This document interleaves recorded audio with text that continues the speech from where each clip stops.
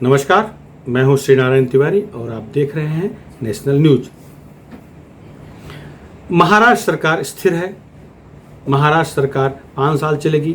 महाराष्ट्र में जो 3 पार्टियां सत्ता में बैठी हुई हैं, कांग्रेस, राष्ट्रवादी कांग्रेस पार्टी और शिवसेना, ये 25 साल तक राज करेंगे।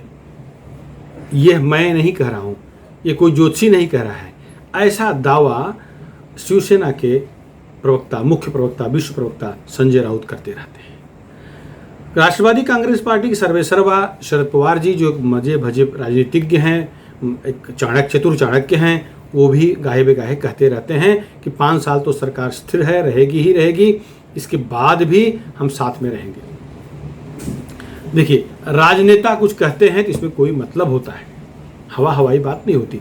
अगर सरकार गिराने की बात विपक्ष नहीं कर रहा है, विपक्ष की तरफ से कभी कोई प्रयास नहीं हो रहा है। जिस तरह से अमित शाह ने, केंद्रीय गृह मंत्री ने, भाजपा के चाणक्य ने कह दिया हमें महाराष्ट्र सरकार गिराने में कोई रुचि नहीं है। केंद्र का कोई भी नेता, भारतीय जनता पार्टी कोई बड़ा नेता कभी नहीं कहता वो सरकार गिरा रहा है। महाराष्ट्र के भी बड़े नेता, जिम्मेदार नेता कभी नहीं कहते सरकार गिरा रहे हैं। वो सब कहते हैं सरकार अपने अंतरकलह से गिर जाए तो गिर जाए, मेरा कोई स्वार्थ नहीं, मुझे कोई रुचि नहीं सरकार बनाने में। तो ये लोग क्यों कहते हैं कि हमारी सरकार गिरा रहे हैं? संजय राउत जी का एक बयान आया जो उस पर बड़ा हंसी आ रही है कि ईडी इंक्वायरी भेज रहे हो, केंद्र की एजेंसियां भेज रहे हो, अब रणगाड़ियां पाठवा, मराठी में बोले हैं कि मैंने सेना भेज दो, युद्ध तोप, टैंक भेज दो सरकार गिराने के लिए। अरे भाई, देश के अंदर युद्ध तोप थोड़ी लड़ने आएंगे, तोप थोड़ी लगाया जाएगा। ये राजनीतिक पार्टियां हैं, ये तो जनता तय करेगी। जनता युद्ध तोप समझो, जनता जो समझो। और अगर जनता ने जनादेश दिया तो 5 साल क्या 25 साल राज करना चाहिए। इसमें बीजेपी क्या लेना देना है? जनता ने आपको बैठाया है ना। अब आप अंतर ध्यान होइए जरा, एकदम से आत्ममुग्ध मत होइए, सोचिए जरा कि क्या जनता ने आपको सत्ता में बैठने के लिए आदेश दिया है? क्या जनादेश ऐसा मिला है? नहीं मिला ना। आपको तो जनादेश भाजपा के साथ रह करके राज करने के लिए मिला था, स्पष्ट बहुमत मिला था, चुनाव भी साथ में लड़े थे। लेकिन आपने जो कृति किया है, जो अच्छा काम किया, सत्कर्म किया है, वह सत्कर्म आपको अंदर अंदर खाया जा रहा है। जो रह करके बिना किसी प्रयास के, बिना कहीं से कुछ बोले आप कहते हो कि सरकार गिराई जा रही। अरे कहाँ सरकार गिराई जा रही? कोई संकेत तो कहीं से नहीं दिख रहा है। अंतर्द्वंद, अंतरकलह से सरकार गिर जाए अलग बात है, लेकिन किसी ने भी इधर हाल के दिनों में इस पर कोई बयान नहीं दिया है। अब जिस तरह से खुद कहते हो तो इसका मतलब है कि काउंटर जानबूझ के कह रहे हो कि लोग इस बारे में सोचें। अगर कल सरकार गिरे, सरकार अपने अंतरकलह से गिरे, तो कम से कम कहने का मौका मिल जाए, शहीद बनने का मौका मिल जाए। जबकि सरकार गिराने काम आदरणीय शरद पवार ही करेंगे, आपके मुखिया शरद पवार जी ही करेंगे। ये उच्च कोटि के विद्वान राजनेता हैं, मर्मज्ञ हैं, इन्हें पता है क्या करना क्या नहीं करना। आपको तो मालूम है, इनकी सुपुत्री को इन्हें मुख्यमंत्री पद पर देखना है। इनके भतीजे तो लगातार कई बार उप मुख्यमंत्री रह चुके हैं। तो अब सरकार ये इनका लगभग स्वास्थ्य के हिसाब से, उम्र के हिसाब से ये इनका क्लाइमेक्स कह लीजिए कि एकदम कम सीट में, एकदम कम दयनीय हालत में पार्टी थी, फिर भी सत्ता में पहुंचा दिए। ये इनका राजनीतिक रण कौशल्य कहलाएगा। लेकिन इसका मतलब नहीं कि आगे इनको फिर सत्ता मिल जाएगी। महाराष्ट्र की जनता बहुत ज्ञानी है, उसे पता है क्या करना क्या नहीं करना। प्रबुद्ध लोग महाराष्ट्र में सबसे अधिक हैं, सुशिक्षित लोग सर्वाधिक हैं। तो इन्हें जो फैसला लेना होगा जनता समझ बूझ के लेगी। तो ये इनका क्लाइमेक्स है, अंतिम प्रयास है। जरूर चाहेंगे अपनी सुपुत्री को मुख्यमंत्री बना दें उम्र के हिसाब से, मैं वो कुछ नहीं कह रहा हूँ। इसके बाद इनकी पार्टी क्या हालत होगी आप जान रहे हो। कांग्रेस से तोड़ के राष्ट्रवादी बनी है, तो जहाँ से टूट के लोग आए हैं वहाँ लौट जाएंगे, या उनके वैचारिक अगर बहुत बढ़िया साथ रहा, दोस्ती रही, यारी रही, तो बीजेपी में या शिवसेना में चले जाएंगे। भविष्य तो राष्ट्रवादी कांग्रेस पार्टी, जो एक राजनीतिक विश्लेषक के रूप में मुझे दिख रहा है, वही दिख रहा है। शरद पवार जी का जब तक आशीर्वाद है तब तक सब संगठित हैं, इसके बाद सब बिखर जाएंगे। ये आपको ही मालूम है, हमको ही मालूम है। बहुत कुछ तो कयास ये लगाया जा रहा है कि शिवसेना इसलिए साथ रखना चाह रही है कि उनके लोग जब कभी बिखराव की स्थिति में आए तो शिवसेना खींच ले अपनी तरफ। खैर, ये अगर है तो बहुत अच्छी बात है। एक आपको भी एक भविष्य के लिए आपने ऐसा सोचा है, क्योंकि उसमें एक नुकसान शिवसेना का जरूर हो रहा है। वो ये हो रहा है कि जो कट्टर हिंदूवादी पार्टी शिवसेना थी, जो कट्टर राम भक्त शिवसेना थी, जो कट्टर श्री कृष्ण भक्त शिवसेना थी, जो कट्टर भोलेनाथ की भक्त शिवसेना थी, अब वो सेकुलर शिवसेना बन गई। तो सेकुलर तो सारी पार्टियां हैं ना, समाजवादी पार्टी सेकुलर है, राष्ट्रवादी कांग्रेस पार्टी सेकुलर है, कांग्रेस सेकुलर है, शिवसेना भी सेकुलर हो गई।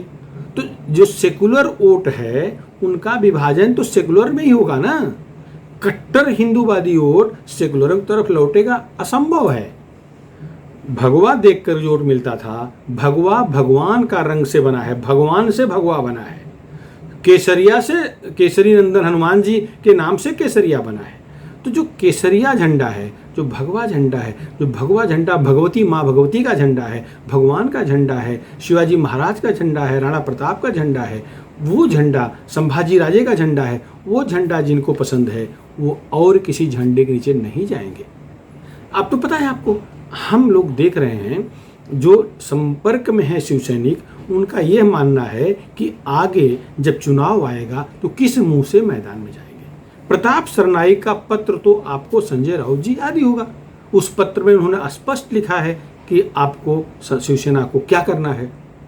वो यह अलग बात है, वह रणनीति के तहत लिखाया गया पत्र है, क्योंकि विचार करने वाली बात यह है कि शिवसेना सुप्रीमो मुख्यमंत्री उद्धव ठाकरे जी का पीएमओ जाना, प्रधानमंत्री मोदी से मीटिंग करना, इसके बाद बंद कमरे में अलग से मीटिंग कराना, पत्र लिखे जाने का समय और मोदी से मुलाकात का समय, उसका समय देख लीजिए। उसके 10 दिन बाद पत्र का लीक होना, फिर चर्चा कराना, पत्र में ये मुद्दे डालना कि केंद्रीय एजेंसियां परेशान कर रही हैं शिवसेना वालों को, राष्ट्रवादी कांग्रेस पार्टी के लोग शिवसेना को नेताओं को तोड़ना चाह रहे हैं, प्लस शिवसेना को भविष्य के हिसाब से भाजपा के साथ ले जाना चाहिए।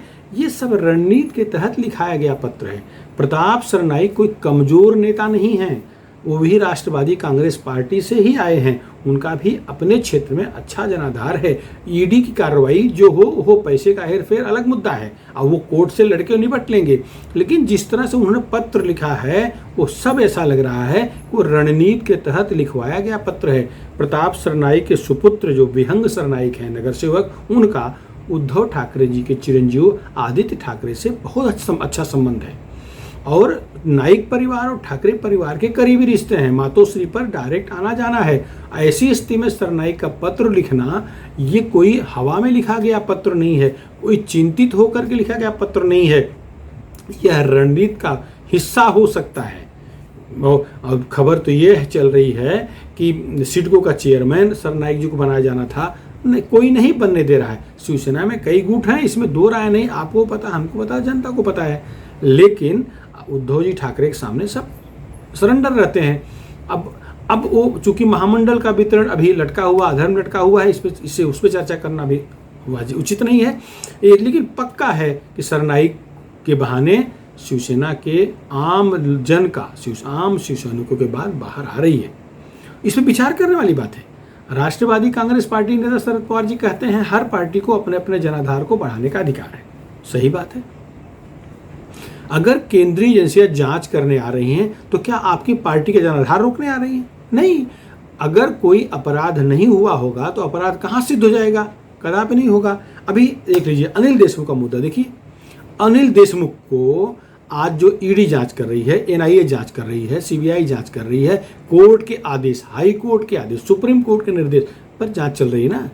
अगर कुछ नहीं होता तो इतने बड़े बड़े दिग्गज वाजे, प्रदीप शर्मा, काजी समेत 5 पुलिस अफसर पुलिस वाले जेल में हैं, ऐसे होते। अनिल देशमुख का गृह मंत्री पद छोड़ना पड़ा, आज उनकी जेल जाने की स्थिति आई, ऐसे ही उनकी हालत खराब है। दो उनके स्वी सहाय और PAPS आज हिरासत में हैं, ऐसे ही उठा लिए गए हैं। बाकायदे कोर्ट ने उन्हें रिमांड दिया हुआ है। अगर हवाई होता तो कोर्ट है, कोर्ट तो सबके लिए है, तो रिमांड ना मिलता, सबको बेल हो गई होती। अरे इसके अलावा सरनाईक को तो ईडी जांच चल रही है, अनिल परब का अलग मुद्दा है, अनिल परब वाला संकट में है, रविंद्र वाकर भी विवादों में है, ये आपके अजीत पवार जी भी आ गए हैं संकट में। तो ये अगर इस तरह कई मंत्री कई लोग अगर विवाद में हैं, जांच हो रही है, अगर कोई तथ्य नहीं होगा तो क्या बिगड़ना है, क्या बनना है? कुछ नहीं। फिर चिंता करने की बात, फिर क्यों कहा जा रहा है कि सरकार कोई गिरा रहा है? सरकार की बात तो गिराने कोई बात ही नहीं रही है। भाजपा नेता देवेंद्र फडणवीस अगर केंद्र में गए हैं, दिल्ली गए हैं, अपने बड़े नेता, वरिष्ठ नेता, पूर्व राष्ट्रीय अध्यक्ष, गृह मंत्री अमित शाह से मिलते हैं, इसमें कोई हैरानी की बात नहीं है। इसका मतलब ही ऑपरेशन लोटस चल रहा है, ऐसा लगाना उचित नहीं है, क्योंकि ऐसा कोई मुद्दा ही नहीं आ रहा है। और जैसे ही ये चला कि महाराष्ट्र में ऑपरेशन लोटस शुरू होने जा रहा है, राव साहब दानवे जो महाराष्ट्र के प्रदेश बीजेपी प्रदेश अध्यक्ष रह चुके हैं, आज केंद्रीय मंत्री हैं, उन्होंने स्पष्ट कर दिया कि भाई हम तो सरकार गिराने की बातें नहीं सोच रहे हैं, हमारे यहाँ से कोई ऐसा चल ही नहीं रहा है। तो जब यदि कुछ हो ही नहीं रहा है तो इस तरह कयास, इस तरह से अफवाह फैलाना स्वयं सरकार की तरफ फैलाई जाए, यह उचित नहीं लग रहा है। इसमें जरूर कुछ न कुछ कमियां ऐसी हैं जिसको ढांकने के लिए कवरिंग फायर किया जा रहा है, जो सेना की भाषा में कवर करने की फायर करो बोलते हैं ना, वही स्थिति है। तो इसमें शिवसेना का लाभ हो रहा है ऐसा नहीं, लेकिन सरकार जो तिपहिया सरकार है इसमें विघटन है ये दिख रहा है, इसमें दरार है ये दिख रहा है, क्योंकि कांग्रेस हमेशा अपने बल पर चुनाव लड़ने की बात करती है, शिवसेना के नेता अपना जनाधार बढ़ाने की बात करते हैं, राष्ट्रवादी कांग्रेस पार्टी हमेशा ये मांग चलती है कि हमें अपने जनाधार बढ़ाने के लिए काम करना है, वो बाहर के लोगों को तोड़ना, पार्टी में शामिल करना। आपके नेता ही कह चुके हैं, शिवसेना नेता ही कह चुके हैं कि प्रताप सरनाईक के पत्र देख लीजिए कि वो हमारे नेताओं को तोड़ रहे हैं, उनसे नेताओं को बचाना है तो बीजेपी के साथ चले जाना है। तो मतलब अंतर्कलह है, ये स्पष्ट है। या तो शिवसेना भाजपा के साथ जाने के लिए रणनीतिक तैयारी कर रही है, या फिर केंद्र को बदनाम करके सहानुभूति बटोरने के लिए, यदि शहादत होती है सरकार की तो शहीद सिद्ध करने के लिए ये सब रणनीतिक चाल चली जा रही है। खैर क्या है, आज स्थिति यह है कि विधानसभा अध्यक्ष चुना जाना टेढ़ा हो गया है। मुश्किल दिख रहा है कि विधानसभा अध्यक्ष ये तीनों पार्टियां मिलकर चुन सकती हैं, जबकि इनका स्पष्ट बहुमत है। 3 दल को मिलाकर के विधानसभा पर बाकायदे इनका कब्जा है, लेकिन अध्यक्ष चुन नहीं पा रहे हैं। सच्चाई यह है कि यह रिक्शा सरकार, 3 दलों वाली सरकार, अंतर्कलहों वाली सरकार अपना अध्यक्ष नहीं चुन पा रही है, और रोज आरोप केंद्र पर लगाती बैठती है कि केंद्र जो है हमारी सरकार गिराने आ रहा है, जबकि केंद्र की तरफ से कोई इंटरेस्ट नहीं है। सच्चाई क्या है समय बताएगा, लेकिन ये पक्का है कि जो जैसे कोई बच्चे होते हैं क्लास में, जब कोई किसी की पेंसिल चुरा लेता था तो अगर क्लास टीचर पूछता था किसने चुराया, तो जो चोरी किया रहता था वो पहले कहता मैंने नहीं चुराया, अंत में उसी की बैग से वो पेंसिल मिलती थी। वैसे ही सरकार गिरने नहीं, सरकार हमारी 5 साल चलेगी, 25 साल साथ रहेगा, ऐसा कह करके संकेत दिया जा रहा है कि सरकार गिरने की स्थिति में है। कब गिरेगी, जैसे ही पता लगेगा हम आपको जरूर बताएंगे। तब तक के लिए इजाज़त दीजिए। हमारा चैनल कैसा लगा आप इसको सब्सक्राइब करें, शेयर करें, जन जन तक पहुँचाएँ, और अपनी राय कमेंट बॉक्स में ज़रूर लिखें। धन्यवाद।